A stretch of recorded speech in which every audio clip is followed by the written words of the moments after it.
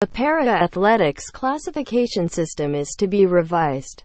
British athletes were threatened with not being selected if they spoke out about classification concerns in Paralympic sports. MPs have been told it's somewhere between bullying and control, said 11-time Paralympic champion Baroness Grey-Thompson.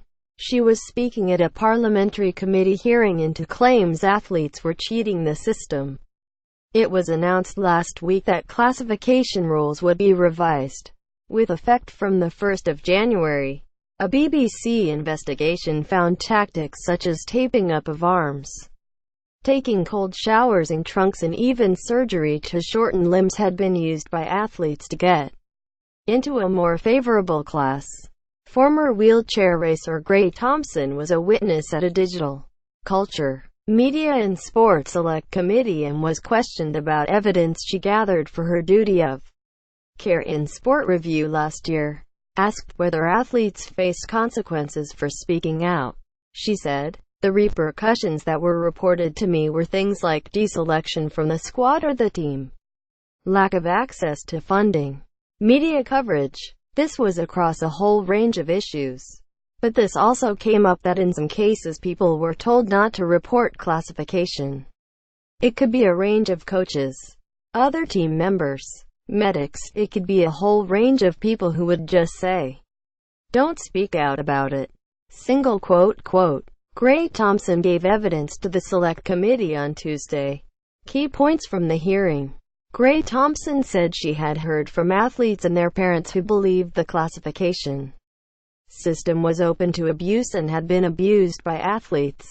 Michael Breen, father of T38 long jump world champion Olivia, said athletes did not speak out because they had been intimidated and bullied.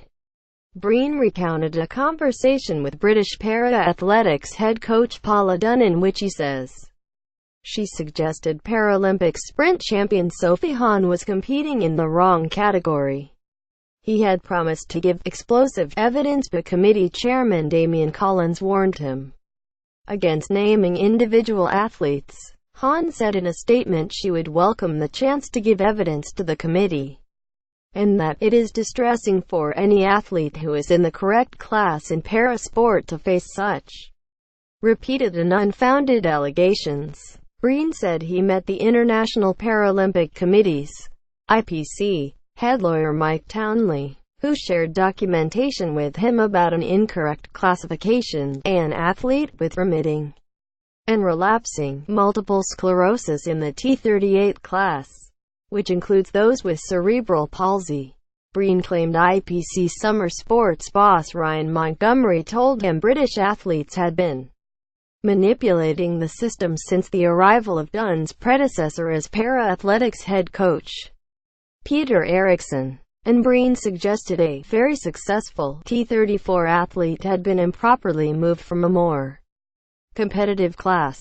Eriksson was prevented from giving evidence via video link from Canada because of technical issues, but tweeted that he was watching online and found it shocking to hear Mr. Breen bluntly lying. Breen accused ex-UK athletics chief and World Para-Athletics technical boss Ed Warner of telling Townley to drop a classification inquiry. The IPC says it is looking into Breen's evidence of a meeting with Townley.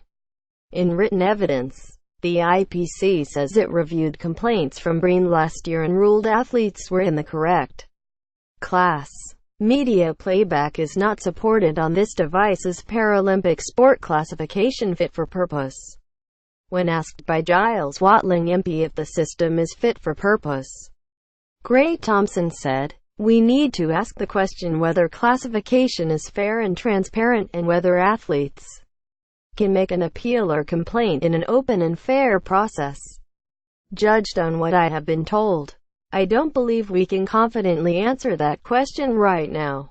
Quote, but British Paralympic Association Chief Executive Tim Hollingsworth said, "Fundamentally I don't believe we are looking at something that can be considered not fit for purpose." Quote, He offered a very qualified apology to any athlete or parent who felt aggrieved by the process. What are the cheating claims? A Radio 4 File on 4 special revealed lawyers for the IPC are investigating whether several athletes and coaches have deliberately exaggerated disability to boost their chance of winning. British T37 200 meters sprinter Bethany Woodward handed back a relay medal she won from an event in the past 4 years, telling the program the inclusion of one of her teammates was giving us an unfair advantage, as there is no suggestion the athlete has done anything wrong. The BBC has chosen not to name them. Woodward, who won an individual silver medal at London 2012, gave up her funding and walked away from the sport, claiming she had lost faith in the way the team was selected. The IPC said it strongly refutes suggestions the classification system is broken. To date, there have been no substantiated allegations regarding intentional misrepresentation in para-sport, it said in a statement. We are fully aware of rumors and allegations about cheating in classification and follow up on the cases that are brought to our attention. Ahead of Rio 2016, the IPC investigated the cases of more than 80 athletes from 24 countries across 6 sports. Following these investigations, it became clear to us that we need to work further with our members on the processes whereby athletes can share their concerns regarding classification.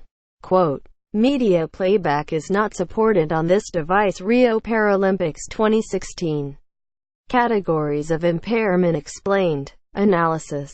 Kate Gray, former British Paralympic swimmer. The rate that Paralympic sport has grown has made it a victim of its own success. An increase in nations and athletes taking part, the inclusion of new disabilities and medical advancements, has left the classification system struggling to cope with the growing demand. But there is no straightforward solution. It is a complex system that requires a huge amount of research and manpower to make it fair and consistent on an international scale.